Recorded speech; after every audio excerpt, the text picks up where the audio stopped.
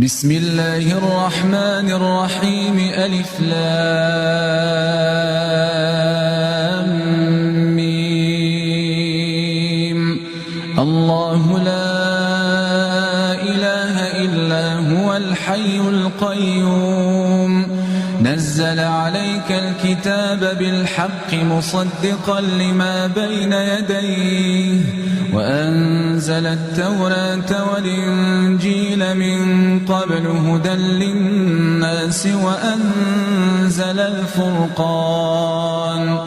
إن الذين كفروا بآيات الله لهم عذاب شديد والله عزيز ذو انتقام إن الله لا يخفى عليه شيء